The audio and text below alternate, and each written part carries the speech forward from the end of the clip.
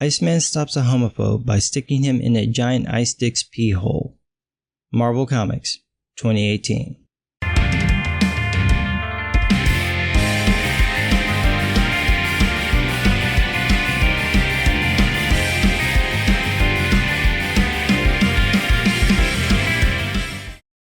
Well, it's back. Iceman, the book so beloved by progressives that it got cancelled. You gotta love this business model. Iceman does so poorly it gets canned, so let's bring it back and with the same writer. What could go wrong? When the series got announced, I said that Marvel had planned this. Well, turns out I was wrong. According to Cena Grace, the book was legit cancelled, but due to word of mouth, which somehow only appeared after the cancellation, the trade collection did well in the book market. Of course it did. I'd love to see those numbers, cause I don't believe you. And here's why. Cena Grace credits librarians for opting to stock the title in libraries. Oh yeah, that's the way to publish comics, for library collections. Jesus Christ. Marvel has so much faith in this new ongoing series that they turned it into a mini-series and overshipped the books. Oh yeah, my Twitter feed lit up with this. Marvel doubled retailers' orders. This is for a book that sold so poorly that Marvel canceled the title, so when they got low orders they said, fuck it, double them. What do comic book retailers know anyway? They only see what books actually sell and place orders accordingly. Marvel knows better. You order 7, we'll send you 15. Yeah, we know that's not a multiple of 7. Shut the fuck up and take the books you can't sell and can't ship back. So just keep that in mind when Marvel brags about a second printing or any high order numbers for this book. Y'all overship the book by 100%. So whatever number comes out, cut it in half. That's the actual orders. And then cut that in half. That's probably what the book is actually going to sell. Talk about rewarding failure.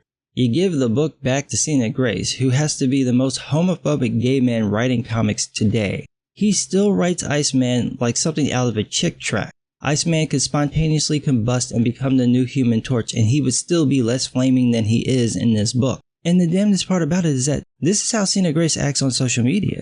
I said this in my previous reviews. Cena Grace is writing himself as Iceman, and he is the most unlikable jackass imaginable. He's a complete jerk to everyone in every scene, even when he's trying to help them. This is a character Marvel wants to showcase as their premier gay character. This is what you think gay kids should read in libraries. A walking stereotype so offensive it was an eye-rolling joke in the 90s. What gay kids are looking at this and thinking, wow, he's just like me? I want to know, because those are the future rapists. Those are the dangerous ones. You keep your eye on anyone who actually likes this book. They are fucked up. So let's get to this damn review. So Cena Grace is back, but we've got a new artist, Nathan Stockman. Stockman's art is okay. It has a bit of an indie feel to it. It's still got some rough edges, some places where the art gets inconsistent. He'll go into detail in some places, like this shot of Bishop, and then get very loose in others, like this back and forth between Bishop and Iceman. His action scenes are great though. He's got an eye for dynamic posing, and it doesn't seem like he's phoning it in. You definitely feel the energy in the fight scenes, and it's obvious that Stockman would rather draw those kinds of things than whatever the fuck this is. It's exactly what it looks like. It's an ice penis. Because when you think of X-Men, you definitely think of sounding villains. And don't look up sounding. Really, don't look that up. But when it comes to Iceman gaying it up, it really does look like he's not interested in drawing Iceman being flaming gay. The weird part is that Iceman always has these ridiculous expressions, and he's the only character drawn like this. It's not because of his powers. It's like Stockman was trying to convey gay in Iceman's expressions, but instead of creating gay face, he gave him cereal box face. Oh, this poor man. He does deserve better than this. Put him on a book and let him do his thing. He shouldn't be punished by having to draw this mess. And it is a mess. Cena Grace is a mediocre writer. He's competent, but he's the fluffer, not the star. And we got to see this when he couldn't do his girlfriend writing style on the Power Rangers special. The writing we saw was generic. It had no fire, no energy, no flavor. It revealed that whatever makes Grace viable to companies, it's not his writing. But Marvel put no such restrictions on him, so we get Iceman monologuing through the whole damn book, and he's just insufferable. Here's the first page, first panel, look at this. Hell's Kitchen, New York. There was a time when darkness devoured these sidewalks, when the air rang with gunshots and the violent cries of hapless victims, whatever hapless means. And you just fucked it up right there. You don't need to make Iceman sound like an idiot to make him funny. It's not funny. It's not cute. He sounds like he's trying to be funny, and when you're trying to be funny, you're not actually funny. He goes on. The man in red devoted his life to protecting the streets. Now it's where lonely gay guys go to strike out to feel sad boy vibes. See, the problem isn't what he just said, because he's not wrong. Hell's Kitchen is not what it used to be. The problem is the follow-up. Just look at this shit here. Why is this your second page? Why? We'll get to the ice dick in a minute. Why is he saving Divine? Do you realize that you have to be at least in your late 30s to even get this visual joke? But tell me again how they gay kids like the book. Oh, and what's this? A little forced swearing on the second page. But since it's a Marvel book, you can't actually write it. So why put it there? And it's not the only time. There's another half dozen of these scattered throughout the book. And of course, the guy he's fighting is homophobic. Because when you think New York City, you totally think Antifa firebombing a drag show. And who the fuck says fairies anymore? Cena, how old are you? At least make the insults current. So after bottling this guy in his jism full ice penis, I'm not joking, look at the bubbles, Blue Balls Bobby opines about his inability to find a man. Have you ever thought about, and it's gonna sound weird considering what gay guys do, closing your fucking mouth? Damn, you talk so much no one would be able to flirt with you. So I'm gonna skip this gay bit because it's the lamest shit you can imagine, and I'd much rather watch Iceman be a shitty teacher. So for some reason, after losing a student to Dakin, Iceman is still allowed to teach kids. Why? Why is he in charge of other kids? He couldn't deal with one, and he let him get picked off like an altar boy at mass. You don't let him teach anybody else. And here's why. He doesn't actually care.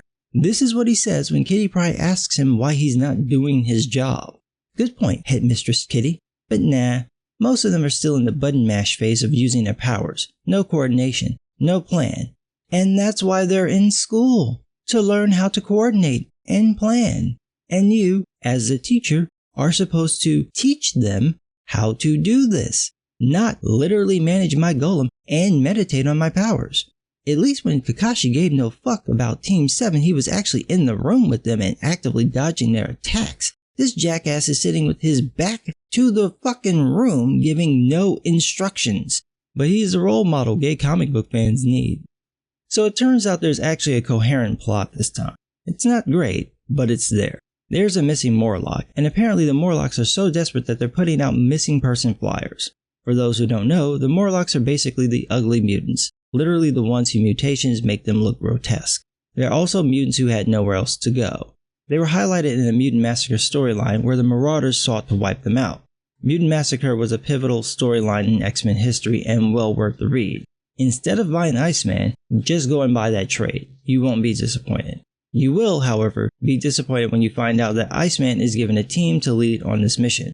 Again, this is the same guy who, once he gets his team, just devastates the students and says, "That's what you get for telling me Judah has a new boyfriend and for following him on social media." Judah? You mean the guy you decided to cut completely out of your life when he said he just wanted to be friends after he got stomach raped by Dakin? That Judah. I feel like Tom Cruise. You're an asshole. It's like I've never seen one before. I've heard tale of these people doing horrible things, but I never got a chance to meet one until now. So then poor Bishop gets stuck with this douchebag because he's the only one actually on Iceman's team. Now, let's pause here to note that Iceman is no longer wearing his gangbang singlet because Cena Grace watches the video reviews. That's the only reason that was changed. Back to his 90s costume. But I get the sneaking suspicion that the only thing Cena Grace knows about the X-Men is what he saw in the 90s cartoon. And in what appears to be a moment of competency and self-reflection, Bishop sounds like a normal person who reacts like a normal person would to someone as ridiculous as Cena Grace, Iceman. He's having none of Iceman's shit, which doesn't stop Iceman from still acting like an ass. You're supposed to be leading the mission, not doing your best Ezra Miller impression. But I'll give Grace some credit here. It's starting to feel like a real X-Men book, one you might have gotten a TV guide about 20 years ago, but real nonetheless, until, you knew it was coming. Until we find out that the Morlocks are being murked by self-hating mutants who want to purge mutant kind of the undesirables. You already know where it's going, just let it happen. I do want to point out this part though. Iceman tells this lame joke. So, someone set them up to do this, and we're in a button mash situation all over again. And Bishop is like, man, I've seen you teach students. I know you're able to speak directly and coherently. What are you talking about? You just subverted your own bullshit. If there's any doubt that Cena Grace is deliberately making Iceman Robbie Rodriguez's taint, here's your proof. This shit is on purpose. He's intentionally ruining Iceman's character because he thinks it's funny because this is how Cena Grace, a grown man, acts in real life. So Iceman's plan is to just take out the rest of the Purgers. Everyone's like, this is a stupid plan. And Iceman is like, but, nuh-uh. So they go along with this dumbass plan and we find out that Maiden is the one with the missing brother. They lure the Purgers using one of the Morlocks' telepaths to send them false signals, and then they confront them, and one of the Purgers gives this little rant. The only way we will effectively bridge the gap between humans and mutants is by being, and looking, more alike. This cleanse is for the future of Homo Superior. Cena, I really do hate to break it to you, baby, but most gay men are not like you. It's not that they're trying to look like straight guys, or act straight, if you will. That's just how they are. You're the one putting on the act. There are effeminate straight men. When you get to Prince level, that shit's an act. You're playing it up, the same way those macho dudes are playing it up. There's actual masculine, or a man's man, and then there's that clownish manly man nonsense. The point you're trying to make insults the vast majority of gay people who aren't trying to pretend to be something they're not. That's just how they are, and they're also gay.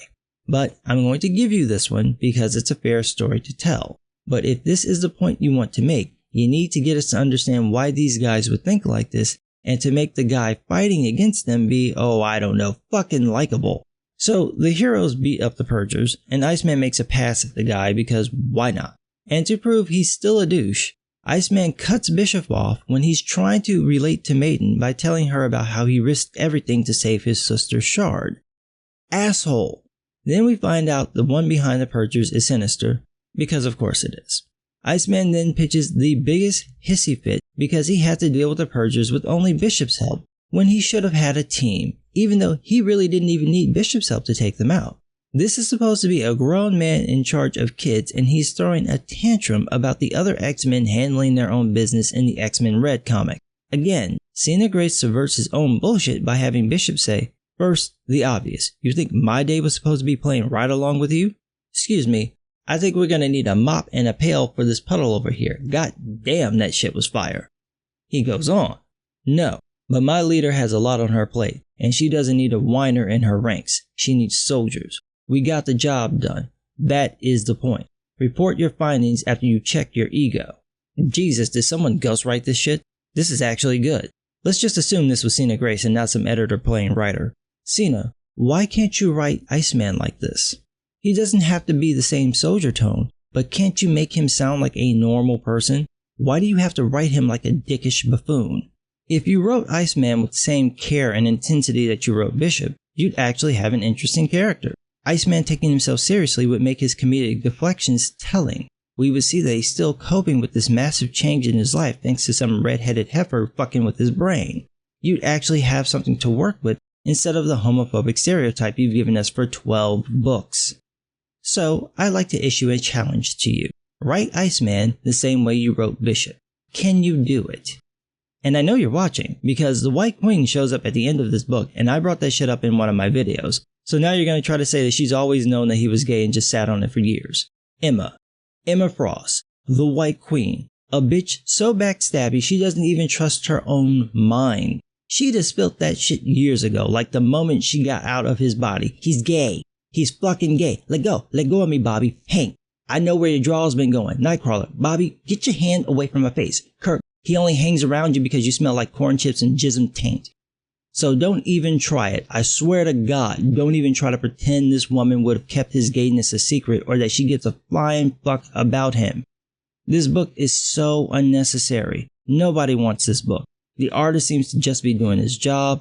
There's very little editing here because why bother? And Cena Grace is just jerking off with Marvel's property. It's wasted paper. The only good thing coming out of this is that all of us reviewers will make more money off this book than Cena Grace. But what do I know? I'm just some guy.